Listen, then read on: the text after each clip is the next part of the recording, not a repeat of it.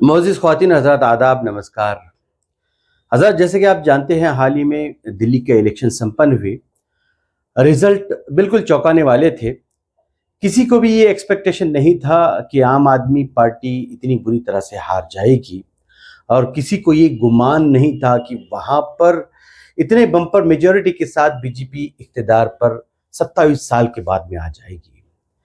हालाँकि ये एक बड़ा सवालिया निशान बन गया है कि कैसे हो सकता है जो हरियाणा में हुआ, महाराष्ट्र में हुआ और अब दिल्ली में हुआ।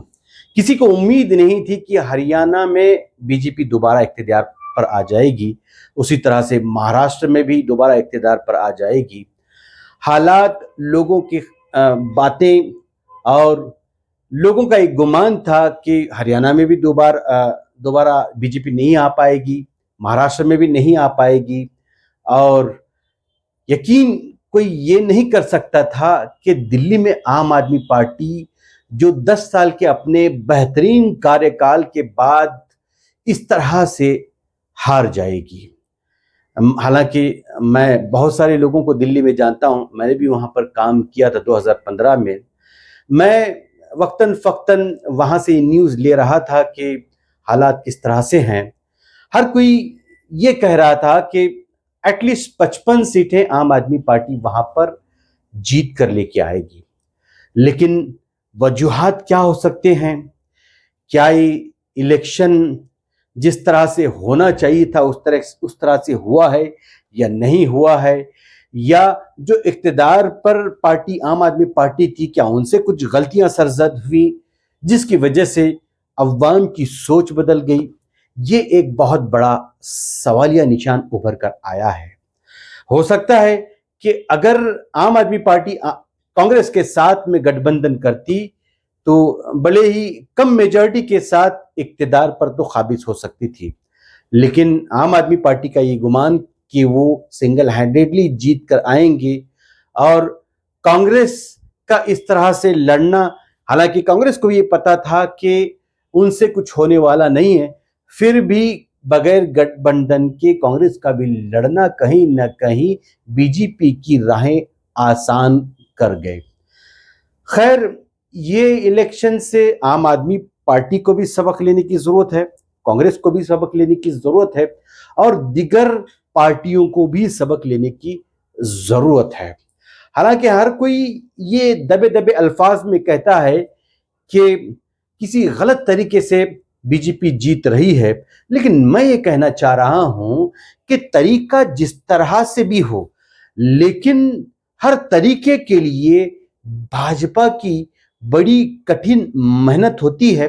हालात और माहौल इस तरह से वो बनाते हैं जिसकी वजह से जीत की राहें उनके लिए हमवार हो जाती हैं।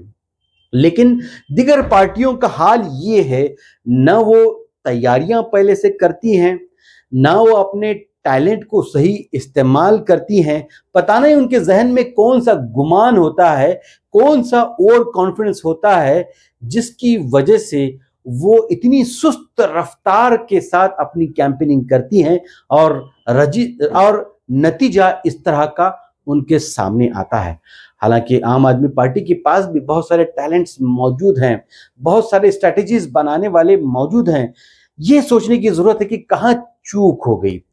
कांग्रेस के पास भी बेहतरीन सलाहियतें वहां पर मौजूद हैं, लेकिन कांग्रेस का ये हर जगह का मामला इस तरह से बनता जा रहा है कि वो अपने टैलेंट को छोड़कर सिर्फ और सिर्फ कुछ लीडरों के बलबूते पर वो इख्तिदार पे आना चाहते हैं और उनके लीडर का मामला इस तरह से है कि वो टैलेंट लोगों को छोड़कर सिर्फ अपने बच्चों को, अपने रिश्तेदारों को आगे बढ़ाने में लगे हुए हैं। अगर उनके नजदीक कोई टैलेंट है तो उसको खात्मा करना उनकी अव्वलीन तरजीह बन जाती है, जिसकी वजह से इस तरह के रिजल्ट्स उनके सामने हैं। बात अगर हम कर्नाटका के भी करें, इसी तरह का गुमान कांग्रेस में भी दिख रहा है कि उन्हें लग रहा है कि दोबारा वो इक्तदार पर आएंगे, लेकिन जरूरत इस बात की है कांग्रेस को चाहिए कि अभी से अगले इलेक्शन के लिए तैयारी करें। हालांकि हुकूमत में रहने के बावजूद भी जिस तरह का लोकसभा में रिजल्ट होना चाहिए था, उस तरह का कांग्रेस के पास रिजल्ट नहीं आया है। इसलिए सोचने की बात कांग्रेस के लिए है कि वो आने वाले असेंबली इलेक्शन के लिए अभी से तैयारी करे, टैलेंट का सर्चिंग करे और बेहतरीन टैलेंट का इंतखाब कर कर उनसे काम लें। जो लोग उम्र रसीदा हो चुके हैं उनको आराम दें और नौजवान जो टैलेंट पार्टी में मौजूद है उसको इस्तेमाल करें। नहीं तो वही हाल हो सकता है जिस तरह का हाल दिल्ली में आम आदमी पार्टी का हुआ। हालांकि कांग्रेस 3 मर्तबा लगातार वहां पर इक्तदार पर रही थी, लेकिन पिछले 3 इलेक्शन से हम देख रहे हैं कि कांग्रेस अपना खाता तक नहीं खोल पाई।